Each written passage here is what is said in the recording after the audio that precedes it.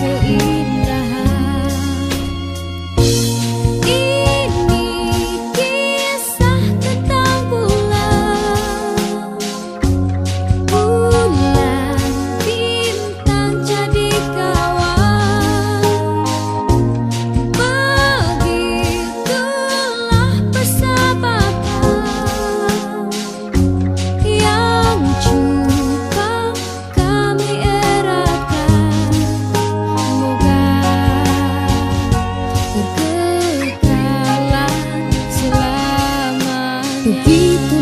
kami, hidup lima sekawan, sesama berjanji, susah senang dirasa. Di bawah sinaran cahaya bulan bintang, menjadi saksi janji kami semua.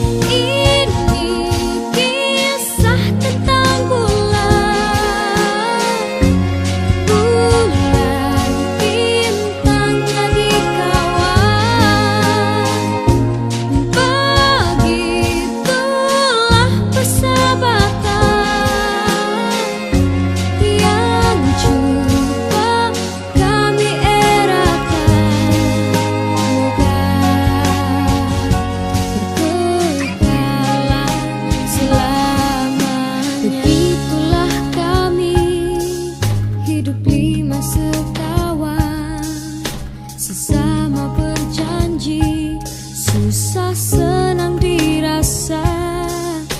Di bawah sinaran cahaya bulan bintang, menjadi saksi janji kami semua.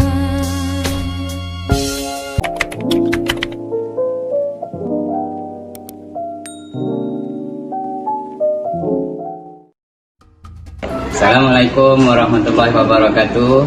Kepada semua pelajar-pelajar sejarah, cikgu ucapkan selamat menduduki peperiksaan STPM semester yang kedua. Buat yang terbaik. Semoga apa yang kita pelajari sebelum ini masuk dalam exam dan kita cemerlang semua subjek, khususnya mata pelajaran sejarah. Ayuh A untuk sejarah. Terima kasih semua atas kebersamaan anda. I love you. Hai semua, cikgu ucapkan selamat maju jaya dan buat yang terbaik untuk mata pelajaran sejarah lagi 14 hari. 14 hari buat yang terbaik. Masih sempat, usaha, insyaAllah awak boleh berjaya. Good luck semua. Assalamualaikum warahmatullahi wabarakatuh dan selamat sejahtera kepada semua pelajar semester 2. Saya Cikgu Muhammad Ilham bin Azhar ingin mengucapkan selamat menjalani peperiksaan semester 2. Semoga kamu semua dapat menjawab dengan baik, dan dapat menjawab dengan tenang. Baca dulu soalan, jangan terlalu gopoh-gopoh, dan kemudian keluarkan dulu isi penting. Mudah-mudahan apa yang kita pelajari di kelas dapat membantu awak untuk menjawab dengan baik. Akhir sekali daripada saya mendoakan semoga semuanya mendapat keputusan yang baik. Ingatlah, sejarah mesti A, manap. Kepada korang, jangan lupa study, jawab betul-betul. Terutama subjek sejarah tu, skor sampai dapat E. InsyaAllah bagi jawab tu, kata nak B maka. Assalamualaikum, selamat sejahtera semua. Kami berdua ingin mengucapkan selamat maju jaya kepada semua pelajar STPM Tahun 2. Good luck lah untuk semua jawab peperiksaan sejarah. Kalau yang dapat A tu, nanti cikgu Ain bawa pergi Melaka. Gitu, betul pergi ramai-ramai. Ya, kita naik beca. Kami ucapkan selamat maju jaya kepada kawan-kawan semua, terutamanya pelajar-pelajar yang akan menjawab soalan sejarah. Jangan stres-stres. Lagi 14 hari, kita gasak sampai habis. Gasak. Hai. Selamat maju jaya selama 14 hari ni. Semoga mendapat keputusan yang cemerlang. Untuk kita usaha ni, kita usaha betul-betul. Jangan sampai dah akhirnya kita rasa tak guna betul. Betul tu. Kenapa salah buat? Kita jangan rasa macam tu. Okey? Malam sejarah. Assalamualaikum warahmatullahi wabarakatuh dan selamat malam. Pada malam ini kita akan belajar tentang agama dan kepercayaan masyarakat jahiliah sebelum zaman Rasulullah. Jadinya masyarakat jahiliah ini dikenali sebagai, pada umumnya dikenali sebagai jahalah, iaitu bodoh. Lepas tu masyarakat ini mempunyai dua kepercayaan, iaitu kepercayaan melalui agama dan adat. Dari sudut agama, mereka mempunyai dua agama, iaitu agama langit dan agama bumi. Pada agama langit tu agama yang diturunkan oleh Allah, manakala agama bumi adalah agama yang diubah oleh manusia. Seterusnya kita pergi kepada agama-agama yang dijalankan atau dianut oleh masyarakat jahiliah. Yang pertama, dia ada 5. Yang pertama adalah agama Watani, agama Yahudi, agama Nasrani, agama Majusi dan agama Hanif. Agama yang pertama adalah agama Watani. Agama Watani ini dianut oleh masyarakat jahiliah. Mereka menjalankan aktiviti penyembahan berhala. Berhala ni dibuat daripada batu, kayu dan emas. Dan berhala itu pula mempunyai pelbagai bentuk dan rupa. Terdapat 300 berhala disusun mengelilingi Kaabah. Antara berhala-berhala yang terkenal adalah Al-Uzza, Al-Hubal dan Al-Manat. Mereka mempercayai apabila mereka menyembah berhala, mereka mendapat manfaat dan keberkatan. Seterusnya adalah agama Yahudi.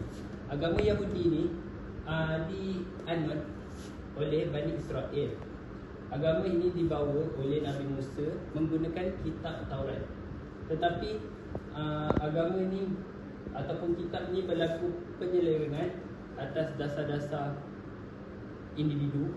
Jadinya isi kandungan ini telah diselewengkan ataupun diubah dan mensyirikkan Allah, menduakan Allah. Agama yang seterusnya adalah agama Nasrani. Agama Nasrani ini dijalankan oleh kaum Nabi Isa menggunakan kitab Injil. Jadinya dalam agama ni mempunyai dua mazhab, iaitu mazhab Nestorian dan Jacobite. Okey. Lepas tu, namun mazhab ini telah diubah untuk kepentingan peribadi. Mazhab ataupun agama ini dikembangkan oleh pendakwah-pendakwah dan pedagang-pedagang Arab sendiri. Agama yang seterusnya adalah agama Majusi. Agama Majusi ini digelar sebagai Zoroaster dan berasal daripada Parsi. Agama ini menjalankan aktiviti sembahan matahari dan api. Sebagai contoh, aktiviti yang dijalankan, golongan pendeta menyembah matahari 4 kali sehari. Kandungan yang ada dalam agama Majusi ini mempunyai banyak cerita-cerita khayal dan perkahwinan dan membenarkan perkahwinan antara keluarga, seperti ibu berkahwin dengan anak. Agama yang seterusnya adalah agama Hanif. Agama Hanif ni diajar oleh Nabi Ibrahim. Ajaran yang diturunkan daripada Allah Subhanahu Wa Taala yang dikenali sebagai suhuf. Sebagai contoh, ini adalah contoh bagi individu-individu yang menganut agama Hanif. Yang pertama adalah Zaid bin Ammar, Umayyah bin Sa'd dan juga ahli keluarga Nabi sendiri. Tapi agama ni berlaku penyelewengan. Dalam agama ni mereka menyembelih binatang korban dan darah tersebut dipercikkan dikeliling Kaabah bagi tujuan pemujaan. Itu saja tajuk kita pada hari ini. Nantikan seterusnya. Assalamualaikum dan selamat sejahtera. Hari ini saya nak bentangkan tajuk ekonomi, iaitu berkaitan dengan kegiatan ekonomi zaman Kesultanan Melaka. Dekat sini terdapat 5 poin ataupun 5 isi yang kita boleh senang nak hafal ataupun senang kita nak tulis masa exam nanti. Yang pertama adalah terdapat kegiatan pertanian. Yang kedua adalah kegiatan berdusun. Yang ketiga adalah menangkap ikan. Dan yang keempat, kegiatan memburu. Dan seterusnya adalah kegiatan peternakan. Untuk isi yang pertama, kita boleh uraikan kat sini. Terdapat dari segi contoh macam kalau kegiatan pertanian, terdapatnya sebuah tanaman padi. Lepas tu kita boleh juga tulis dalam karangan tu, kita boleh tulis sebagai contoh dalam pasal 20 Undang-Undang Melaka, wujudnya tanah bendang ataupun sawah. Yang seterusnya kita boleh letakkan kegiatan pertanian ni wujud selepas kemunculan kerajaan Melaka dan kemasukan orang Minangkabau. Yang seterusnya dalam esei tu kita boleh juga tekankan dalam, kita boleh tulis Melaka mengimport beras dari Siam, Palembang dan Jawa. Hal ini disebabkan oleh Melaka tidak mencukupi kegiatan tanaman padi ni. Dia tak dapat nak support semua penduduk dia dengan tanaman padi. Antara isi yang kedua adalah kita boleh letakkan kegiatan berdusun. Sebagai uraian kita boleh letakkan Sultan Iskandar dan 1000 pengikutnya menebas pokok hutan untuk menanam pokok dan membuat dusun. Lepas tu sebagai contohnya kita boleh letakkan apa tanaman yang ditanam dekat dusun tersebut. Antara contoh tanamannya adalah pisang, tebu, nenas. Dan banyak lagi yang kita boleh tanam dekat dusun. Untuk isi yang ketiga, kita boleh letakkan menangkap ikan sebagai isi yang ketiga. Uraian dia, contohnya kita boleh letakkan ikan ni sebagai sumber protein kepada penduduk dekat Melaka. Sebagai contoh, Raja Iskandar Shah pernah menjadi nelayan semasa berada di Muar untuk menampung keperluan seharian diorang. So untuk uraian yang selanjutnya, kita boleh letakkan aktiviti menangkap ikan ni sebagai dilakukan oleh orang laut juga. Seterusnya orang laut ni juga dia pergi menangkap ikan dengan menggunakan perahu yang ditebuk daripada sebuah kayu yang bulat. Untuk isi yang keempat, kita boleh letakkan kegiatan memburu sebagai isi yang keempat. So maksud dia kegiatan memburu ni merupakan kegiatan yang diwarisi oleh orang dahulu. So sebagai contoh kita boleh letakkan kegiatan aktiviti memburu ni merupakan aktiviti Raja-Raja Melayu Melaka. Seterusnya kita boleh letakkan dijalankan oleh rakyat biasa. Maksud dia kat sini bagi orang yang tidak terlibat dengan aktiviti perdagangan, dia orang akan terlibat dengan kegiatan memburu bagi menampung kos sara hidup diorang. So isi uraian yang seterusnya kita boleh letakkan kegiatan memburu ni sebagai kegiatan sampingan untuk menambah pendapatan. Isi yang terakhir adalah kegiatan peternakan yang terdapat dekat zaman Kesultanan Melayu Melaka.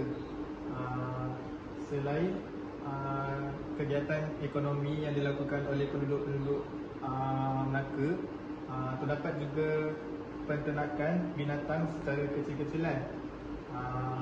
Sebagai contoh, antara binatang ternakan yang diternak semasa pada zaman Kesultanan Melaka adalah kambing, kerbau, lembu, ayam, itik.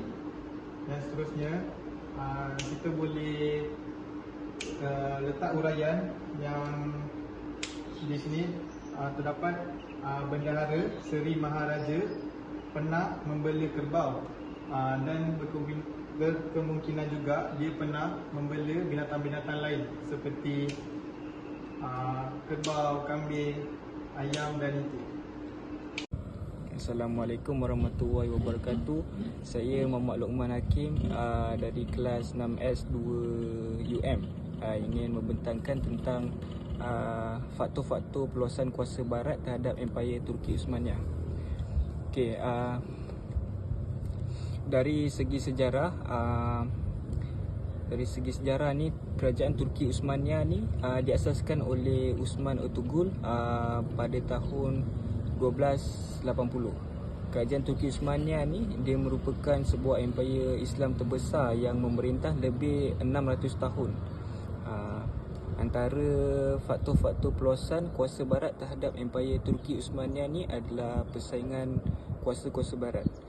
Terdapat beberapa faktor yang menyebabkan kuasa-kuasa barat seperti Britain, Perancis, Rusia, Jerman dan juga Austria-Hungary ni ingin menguasai wilayah-wilayah yang berada dalam Empayar Turki Uthmaniyah ni. Kuasa-kuasa barat ni bersaing sengit antara satu sama lain untuk merebut bahagian dan keuntungan daripada wilayah-wilayah yang dikuasai mereka.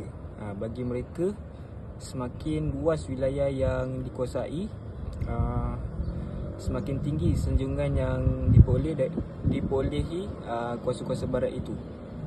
Keluasan tanah, jajahan juga melambangkan kekuatan dan kekayaan hasil kuasa barat tersebut. Yang kedua adalah faktor-faktor peluasan kuasa barat terhadap Empayar Turki Uthmaniyah. Yang kedua adalah revolusi perindustrian. Kepesatan sektor perindustrian yang berlaku di Eropah pada abad ke-18 ni menyebabkan kuasa-kuasa barat tidak ada pilihan selain melaksanakan dasar peluasan kuasa barat bagi memenuhi kehendak revolusi perindustrian. Pada zaman revolusi perindustrian, sesebuah negara ni tidak lagi bergantung kepada hasil keluaran perindustrian seperti makanan, alat-alat elektrik dan kereta. Perubahan yang berlaku ini merupakan satu transformasi yang memperlihatkan sesetengah kawasan pertanian ni dia menjadi kawasan perindustrian. Kawasan pertanian ni dia menjadi kawasan perindustrian. Penciptaan jentera atau enjin berkuasa wap ni merupakan salah satu perkembangan penting dalam menggunakan arang batu.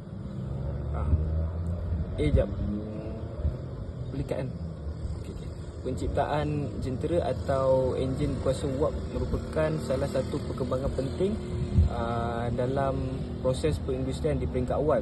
Sejak awal, kilang-kilang besi ni bergantung kepada penggunaan kayu arang untuk melebur besi, lah.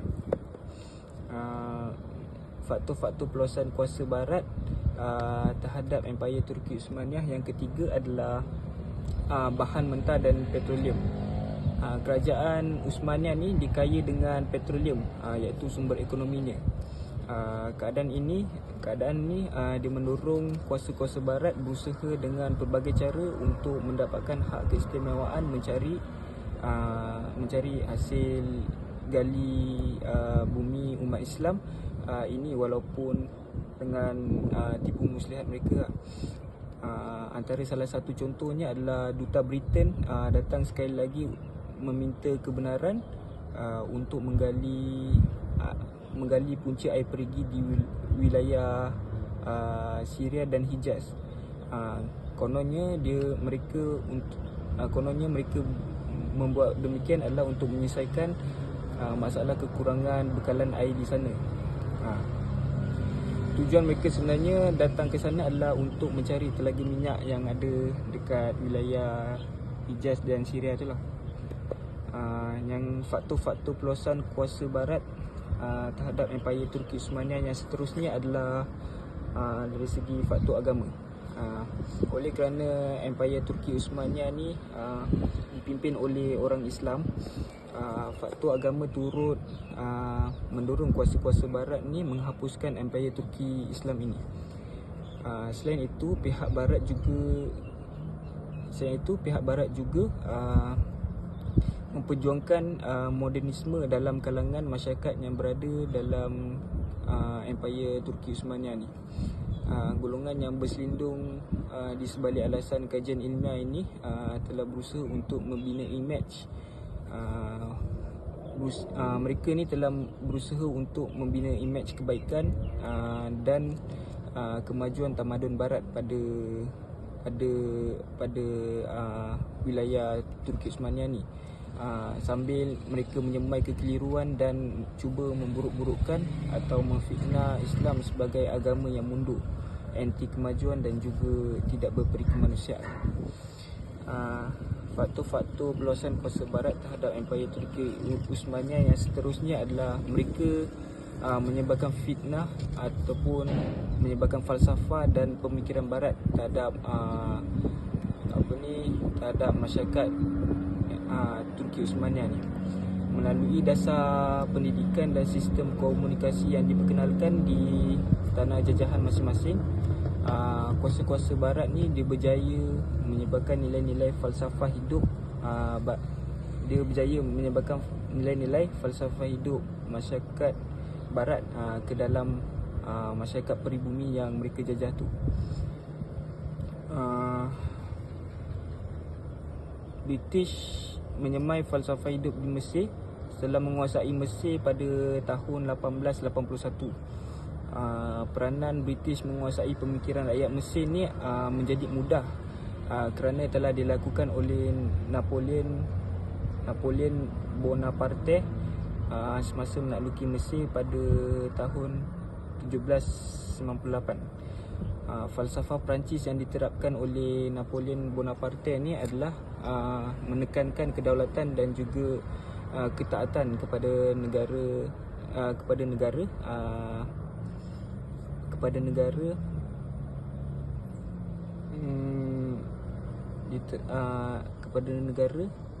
yang telah diterapkan kepada golongan elit di Mesir. Kesimpulannya adalah tujuan sebenar negara-negara Eropah berusaha keras untuk memotong dan mengeratkan tubuh Turki Osmania ni. Turki Osmania ni pada masa itu digelar sebagai orang sakit Eropah adalah untuk membuat bahagian masing-masing daripada wilayah dan harta Empayar Turki Osmania. Sekian, terima kasih. Assalamualaikum warahmatullahi wabarakatuh dan selamat sejahtera. Pada hari ini kita akan belajar tentang Tanzimat. Jadi, mari mulakan. Tanzimat ini merupakan satu istilah yang berasal daripada perkataan Arab yang menunjukkan pergerakan, yang merujuk pada pergerakan, pembaharuan dan reformasi yang dijalankan oleh Kerajaan Turki Uthmaniyah dari tahun 1839 hingga 1876. Tanzimat ini juga merujuk untuk mengatur kembali struktur masyarakat dan negara Turki Uthmaniyah agar menjadi lebih baik. Gerakan Tanzimat ni dia banyak mengubah kerajaan Turki Uthmaniyah ke arah modernisasi barat. Gerakan ini dilaksanakan secara rasmi oleh Sultan Selim III dalam bidang ketenteraan dengan memperkenalkan teknologi dan latihan ketenteraan bercorak Perancis. Jadi, gerakan modernisasi ini kemudiannya diteruskan oleh Sultan Abdul Majid dalam bidang pentadbiran, perundangan dan pendidikan. Gerakan Tanzimat ni juga dijalankan secara peringkat, iaitu dia bertujuan untuk menghadapi idea modernisasi yang digunakan oleh penjajah barat dalam usaha mereka untuk meluaskan pengaruh dan kuasa di wilayah Turki Uthmaniyah.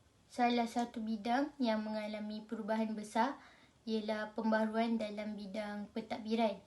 Jadi Sultan Abdul Majid ni dia memperkenalkan satu piagam yang dinamakan Al-Guham ataupun Haiti Al-Sharif yang merupakan kesinambungan daripada pembaharuan oleh bapanya Sultan Mahmud II. Sultan Mahmud II ni telah mengamalkan dasar demokrasi semasa pemerintahannya.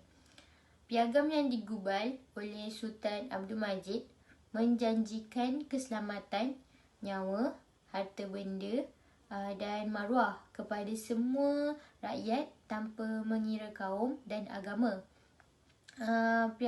Baginda telah mengisytiharkan juga satu piagam lagi yang dinama Haiti Al-Humayun atau Piagam Humayun pada tahun 1856 Masihi. Piagam ini mengandungi pembaharuan terhadap orang Eropah dan golongan bukan Islam yang berada di bawah kekuasaan Kerajaan Turki Uthmaniyah. Dengan adanya piagam ini, kedudukan golongan ini terjamin. Kemudian mereka mempunyai hak yang sama dalam hukum seperti rakyat Islam. Pembaharuan juga berlaku dalam bidang pentadbiran. Beberapa kementerian telah dibentuk untuk melincinkan pentadbiran. Contohnya, Kementerian Kerjaya dibentuk pada 1839, Kementerian Pelajaran dibentuk pada 1857 dan Kementerian Polis pula dibentuk pada tahun 1870. Majlis Raja digantikan dengan Majlis Tanzimat. Majlis Tanzimat ni diketuai oleh Sultan Sadiq Rifat Pasar dan ahli-ahlinya terdiri daripada golongan yang berpendidikan barat sahaja. Majlis ini bertanggungjawab untuk merangka segala pembaharuan dan menetapkan gaji yang sesuai dengan jabatan bagi pegawai-pegawai kerajaan serta menguatkuasakan peranturan untuk menghindarkan rasuah. Piagam Humayun juga menambah baik perkhidmatan awam dan peluang saksama kepada pelbagai lapisan masyarakat dalam jawatan perkhidmatan awam. Dalam bidang perundangan pula, bidang perundangan dan kehakiman turut diubah suai dalam gerakan pembaharuan ini. Orang bukan Islam mula diterima dalam Dewan Perundangan. Jadi, sistem perundangan menekankan bahawa sesiapa yang bersalah tidak boleh dikenakan hukuman selagi tidak berlaku perbicaraan. Pelanggaran terhadap kehormatan seseorang juga tidak dibenarkan. Sistem perundangan ini mula menerima dan menggunakan undang-undang Perancis dalam kes jenayah, tanah, perniagaan dan pelayaran. Mahkamah campuran yang mengendalikan kes sivil dan jenayah dibentuk pada tahun 1847 dan para hakim yang dilantik terdiri daripada bangsa Eropah dan masyarakat Islam setempat. Semasa pemerintahan Sultan Mahmud II, pembaharuan juga dijalankan dalam bidang ketenteraan demi menghadapi cabaran dari barat. Jadi, dalam usaha untuk memodernkan tentera, Sultan Mahmud II ni telah menghapuskan tentera Janissary dan menubuhkan satu pasukan tentera baharu, iaitu Nizam-i-Kadid. Sekolah tentera juga ditubuhkan untuk memberi peluang latihan ketenteraan kepada pegawai-pegawai mengikut sistem barat. Orang awam juga yang mempunyai hubungan dengan istana dan golongan muda iaitu penghuni bandar juga diberi peluang untuk menjadi tentera dan menjalani latihan ini. Untuk menyertai pasukan tentera itulah. Jadi, Sultan Abdul Majid ni membentuk polis militer. Para pakar ketenteraan dari Eropah dijemput untuk memberikan latihan kepada pegawai tentera. Selain itu, pembaharuan juga dijalankan dalam bidang pendidikan. Kurikulum di madrasah diubah suai dengan menambah pengetahuan pengetahuan umum, sekolah pengetahuan umum dan sekolah sastra didirikan. Pelajar-pelajar untuk kedua-dua sekolah ini dipilih daripada lulusan madrasah yang bermutu tinggi. Selain itu, sekolah tentera, sekolah teknik, sekolah kedokteran dan sekolah pembedahan turut didirikan. Jadi mereka ni keluasan untuk mereka menimba ilmu ni banyaklah pilihan. Pelajar-pelajar yang lulus di peringkat madrasah berpeluang untuk melanjutkan pelajaran mereka di sekolah-sekolah yang baru didirikan ini. Ramai pelajar juga dihantar ke Eropah untuk melanjutkan pelajaran mereka agar mereka dapat membawa balik idea-idea baharu untuk membangunkan negara. Kesimpulan daripada semua isi dan huraian yang kita telah bagi, kesimpulannya, Tanzimat ni dijalankan oleh Kerajaan Turki Uthmaniyah bagi mengembalikan kegemilangannya. Pembaharuan-pembaharuan yang dilaksanakan membawa idea sekular dan merancakkan pengaruh barat di dunia Islam. Walaupun matlamat Tanzimat ni adalah murni, iaitu untuk membangunkan negara, namun Kerajaan Turki Uthmaniyah ni tetap membuka ruang kepada pihak barat untuk bercampur tangan dalam hal ehwal negara Turki Uthmaniyah. Itu sahaja pembincangan kita pada malam ini. Harap ia boleh membantu kawan-kawan sedikit sebanyak untuk menjawab peperiksaan yang akan datang. Hai, Assalamualaikum dan selamat malam kepada guru-guru yang saya kasihi dan kawan-kawan yang saya sayangi. Jadi pada malam ini saya akan kongsikan sedikit tentang pembentukan negara bangsa di Turki. Okey, kita akan masuk bahagian konsep dulu. Konsep negara bangsa dikaitkan dengan perluasan kuasa dan penjajahan barat yang berlaku khususnya selepas Perang Dunia Pertama. Akibat daripada pengaruh barat ni, fahaman sekularisme turut mempengaruhi pemikiran masyarakat termasuk di Turki. Kawan-kawan tahu tak apa maksud fahaman sekularisme ni? Fahaman sekularisme ni adalah satu fahaman di mana diorang mengetepikan ajaran agama dalam hal-hal duniawi mereka. Maksudnya apabila mereka melakukan sesuatu, mereka akan ikut logik akal mereka dan mereka tidak akan mengikut apa yang telah diajarkan oleh agama. Okey, seterusnya hal ini telah membawa kepada pembentukan negara bangsa di Turki. Berikutan timbulnya gerakan-gerakan yang akhirnya berjaya meruntuhkan Kerajaan Turki Uthmaniyah pada tahun 1924. Okey, oleh sebab pembentukan negara bangsa Turki ni selari dengan kejatuhan Kerajaan Khalifah Uthmaniyah, jadi secara tidak langsung pembentukan negara bangsa pada abad ke-20 dikaitkan dengan kelemahan yang ada dalam Kerajaan Turki Uthmaniyah ni. Kawan-kawan dah tahu kan apa kelemahan dia? Ke tak tahu? Tak apa, nanti kita tengok, okey? Jadi saya akan bagi tahu tentang faktor pembentukan negara bangsa Turki. Faktor pertama adalah disebabkan kelemahan khalifah. Pemerintah atau khalifah sering dipersalahkan berikutan campur tangan kuasa barat di wilayah-wilayah kekuasaan Turki. Dan kelemahan ini semakin nampak jelas bila banyak wilayah Turki ni telah dikuasai oleh kuasa-kuasa barat, contohnya Kaukasus dan Serbia. Dan kelemahan ini nampak makin jelas lagi bila pemimpin Turki terpaksa aku dengan tuntutan golongan minoriti sehingga terpaksa menerima dan melancarkan satu pembaharuan ataupun satu tanzimat. Pembaharuan tu dipanggil tanzimat. Jadi kawan-kawan tahu tak apa matlamat tanzimat sebenarnya? Okey, saya akan beritahu. Matlamat tanzimat ni adalah bertujuan untuk memulihkan kembali keadaan Kerajaan Turki Uthmaniyah yang macam kucak-kacir waktu tu. Okey, kucak-kacir tu maksudnya ada sikit campur tangan kuasa asing dan sebagainya lah.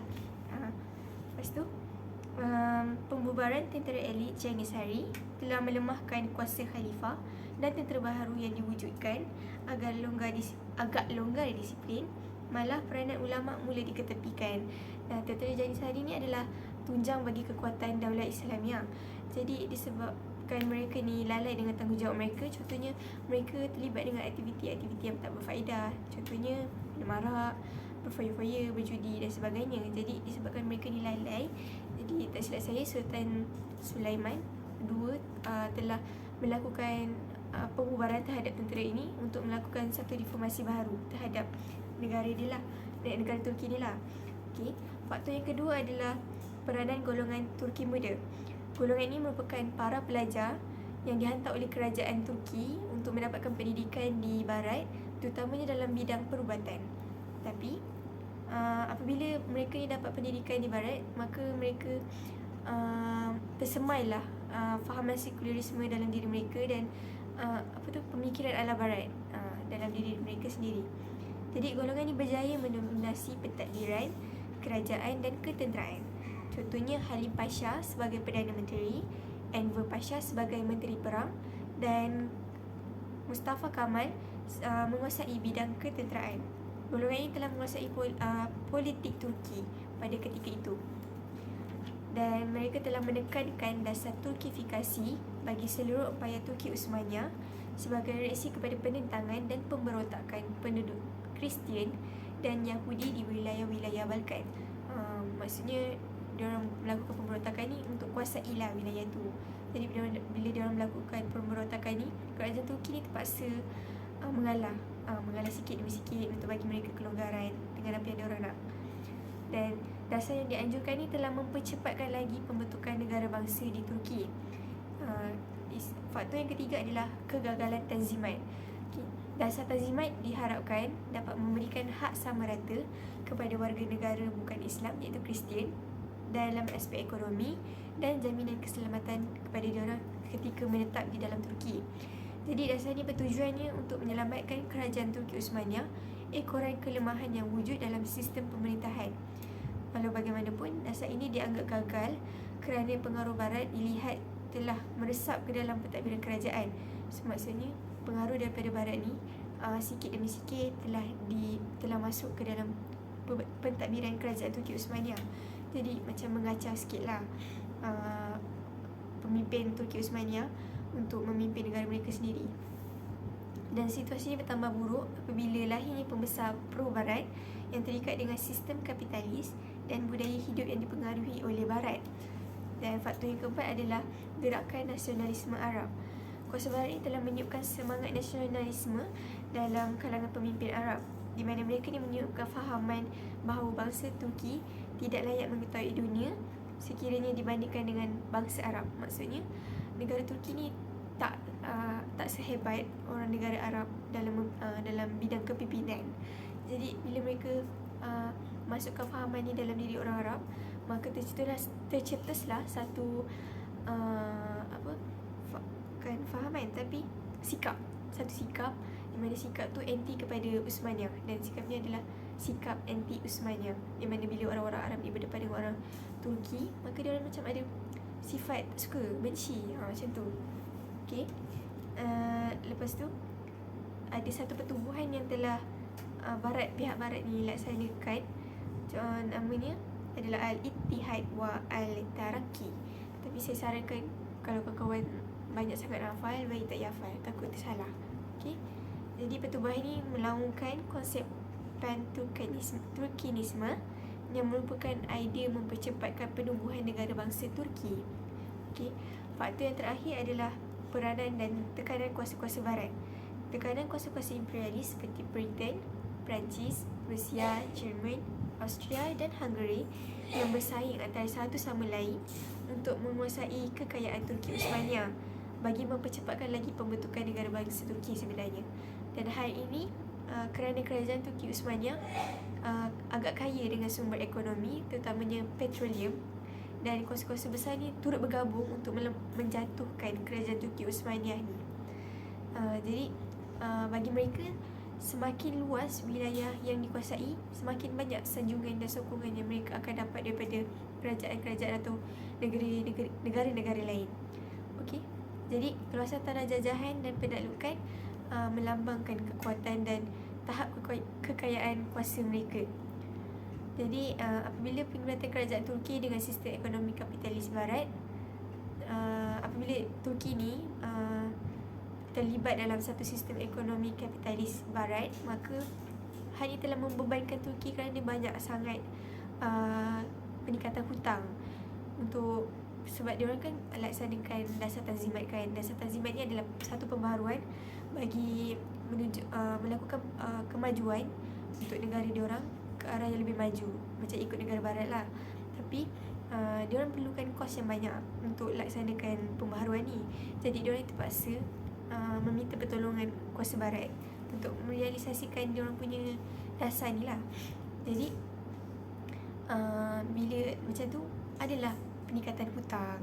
Lepas tu di samping itu, konflik di Balkan dan juga pembinaan terusan Suez juga membawa pada kepada ekonomi negara. Sebab apa? Terusan Suez ni adalah satu laluan antarabangsa, laluan perdagangan antarabangsa bagi negara-negara lain. Mana maksudnya bila satu negara berdagang daripada negara ni nak pergi berdagang ke negara lain, jadi diorang akan gunakan terusan ni untuk pergi ke negara tersebut. Jadi laluan ni laluan yang utama lah orang kata. Jadi bila laluan utama, banyaklah kuasa-kuasa ni nak nak kuasai, diorang nak pegang terusan ni sebab banyak memberi manfaat kan kepada satu negara yang ada pegang terusan Suez tu.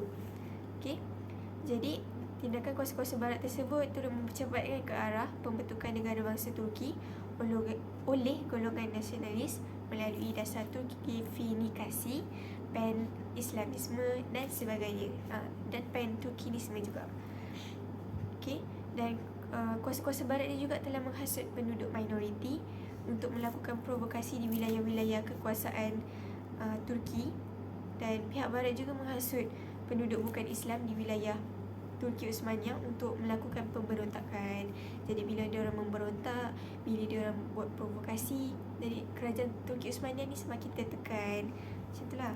Dan dendam ni merupakan antara punca-punca kuasa-kuasa barat ni nak jatuhkan wilayah Turki Uthmaniyah ni. Sebab ada sejarah yang kita pernah baca dulu, bukan dulu lah, tapi kita pernah belajar dalam buku ni juga.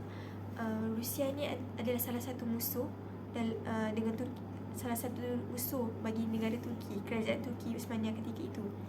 Jadi bila tapi keadaan pemusuhan antara Rusia dengan Turki ni makin memburuk lepas perang Crimea. Jadi Turki, Rusia ni berpendapat kalau selagi dia tak jatuhkan kerajaan Turki ni, selagi itulah dia rasa wilayah sempadan yang dia pegang tu ada potensi untuk diambil oleh negara Turki. Jadi diorang ni sedaya upayalah berusaha untuk menjatuhkan kerajaan Turki Uthmaniyah ni. Jadi ketidaksetiaan penduduk minoriti dengan melakukan pemberontakan dan pengkhianatan telah mendorong pemimpin nasionalis Turki untuk mewujudkan negara bangsa Turki. Jadi kesimpulannya, banyak kelemahan Turki ketika itu yang menyebabkan kuasa-kuasa barat ini berjaya jatuhkan mereka. Antara salah satu kelemahannya disebabkan tiada peralihan kuasa yang sistematik. Sebab selepas Sultan Muhammad Al-Fatih dan Sultan, saya tak ingat satu lagi, meninggal, mangkat, tak ada lagi pemimpin bagi kerajaan Uthmaniyah yang berwibawa macam mereka tu. Jadi bila kita nak pilih pemimpin, kita mestilah pilih yang ada rancangan untuk plan masa hadapan negara kan. Tapi kalau selepas kemangkatan pemerintah Turki tu yang berwibawa tu, antaranya Sultan Muhammad Fatih tu, jadinya tak ada lagi lah pemimpin yang berwibawa macam tu. So diorang ni hanya mementingkan kepentingan sendiri, dan ada yang lalai dengan kekayaan dunia, dan ada yang terhasut dengan ibu dan 3 orang isterinya sebab untuk jatuhkan seorang wazir agung yang bernama Kara Mustafa. Jadi faktor pembentukan negara bangsa Turki ni berlaku disebabkan kelemahan kerajaan itu sendiri, disebabkan dasar tanzimatnya, disebabkan golongan Arab yang menyimpan dendam, bukan dendam tapi sikap anti terhadap kerajaan Uthmaniyah dan sebagainya. Jadi saya harap konsen saya ni dapat memberi sedikit sebanyak manfaat kepada kawan-kawan untuk menjawab soalan peperiksaan nanti kalau keluar soalan ni. Tapi insyaAllah keluar kan. Jadi kita usaha sama-sama, okay? Kita nak flat, okay? Itu je daripada saya. Sekian, terima kasih. Bye, Assalamualaikum. Assalamualaikum dan selamat sejahtera kepada kawan-kawan seberjuangan saya, okay? Yang tak lama lagi kita dah nak exam SEM 2 kan. Jadi saya doakan kawan-kawan terus semangat, jangan putus asa, jangan give up. Kita ada orang-orang yang untuk kita banggakan dan untuk kepentingan masa depan kita juga kan. Jadi hari ni secara santai saya akan sentuh sikit pasal tema 3, iaitu Perang Dunia Pertama. Macam mana kesan penglibatan Turki Uthmaniyah dalam Perang Dunia Pertama. Jadi kat sini saya akan pecahkan kesan dari segi politik, ekonomi dengan sosial. Jadi sedikit penerangan yang kita boleh masukkan dalam pengenalan AC kita nanti. Antaranya ialah Perang Dunia bermula daripada 1914 sampai 1918. Dia melibatkan dua kuasa besar, iaitu Triple Alliance, maafkan saya kalau saya salah pronounce, dan Triple Entente. Jadi kat sini korang bagi tahulah dua pakatan ni, pakatan Triple Alliance tu apa, pakatan Triple Entente tu apa. Lepas tu penglibatan Turki Uthmaniyah ni mula bila Enver Pasha dan pemimpin kaum Turki muda join Pakatan Jerman sebagai langkah terakhir dia lah untuk pertahankan wilayah dia. Jadi saya terus kepada isi, iaitu kesan dari segi politik. Iaitu kesannya ialah tempias kekalahan Jerman. Turki Uthmaniyah ni banyak tahu kehilangan kekuasaannya, terutamanya di Palestin, antaranya di Palestin. Dan kerajaan Turki ni dah banyak dipecahkan, dah berjaya dipecahkan melalui perjanjian-perjanjian yang ditandatangani, antaranya perjanjian Versailles. Jadi kat sini keadaan makin kritikal bila Parlimen Turki telah bertindak bubarkan sistem kesultanan kepada republik, yang diiktiraf seluruh dunia lah melalui perjanjian Lausanne. Jadi dekat sini dia telah, Turki Uthmaniyah ni dah isytiharkan tamatnya sistem khalifah dan kerajaan Turki dibentuk berasaskan sekularisme. Jadi sekularisme ni dia macam dia pisahkan tau undang-undang negara dengan agama, dia pisahkan. Seterusnya kemunculan nasionalisme pro-barat. Kat sini muncullah tokoh-tokoh nasionalisme yang berpaksikan barat, yang gila-gila paksikan barat lah. Antaranya Mustafa Kemal Atatürk. Jadi dekat sini Mustafa ni, sedikit penerangan lah pasal Mustafa ni. Dia dah buat perubahan secara radikal, antaranya dia pisahkan politik dan agama, iaitu sekularisme tu. Lepas tu dia hapuskan mahkamah syariah dan penulisan huruf Arab juga diubah kepada huruf Latin. Lepas tu kita terus ke kesan sosial, di mana Turki ni dilanda krisis kemerosotan akhlak dan moral tau, sebab punca apa nak kata, budaya-budaya kan, macam budaya-budaya barat tu dah berjaya lah meruntuhkan akhlak umat Islam ni. Jadi benda ni makin ketara bila masyarakat di Turki Uthmaniyah ni kan penghayatan semangat persaudaraan sesama Islam tu dah makin luntur. Lepas tu ni disebabkan timbulnya sentimen nasionalisme, saya Arab, nasionalisme Arab dengan nasionalisme Turki. Jadi benda ni menyebabkanlah masyarakat dekat Turki tu dah makin luntur akhlaknya gitu. Lepas tu saya terus ke kesan ekonomi, iaitu akibat kekalahan dalam Perang Dunia Pertama kan. Turki ni mengalami kemerosotan ekonomi yang sangat ketara. Sebab dengan ada persetujuan Sykes-Picot, iaitu wilayah Turki ni dah kena bahagikan kepada beberapa kuasa, antaranya ialah kepada British, Perancis dan Itali. Sebab dia dah kalah kan, sebab dia kan join Jerman, lepas tu dia dah kalah dengan Pakatan yang lain, yang lagi satu tu dia dah kalah. Jadi Turki Uthmaniyah ni dibahagikan kepada kuasa-kuasa tu lah. Lepas tu perdagangan negara Islam pun semakin merosot sebab bangsa Eropah menguasai aktiviti perdagangan seperti di Lautan Hindi, Terusan Suez dan jalan-jalan perdagangan lain. Jadi kat sini kita nampak kan macam mana penglibatan Turki Uthmaniyah tu join dalam Perang Dunia Pertama, apa kesannya kepada kerajaan Turki Uthmaniyah tu kan.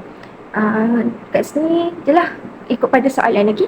Kalau soalan tu dia nak daripada segi politik, sosial, ekonomi, korang kena listkan lah politik daripada segi politik apa, daripada segi sosial apa, daripada segi ekonomi apa. Jadi kat sini saya bagi tahu sedikit kesimpulan tentang Perang Dunia Pertama ni, iaitu penglibatan Turki dalam Perang Dunia Pertama. Antaranya lah Turki ni mengalami satu kerugian yang besar yang terpaksa ditanggung bukan sahaja pemerintah tapi umat Islam dan masyarakat Turki lah. Hal ini disebabkan bukan sahaja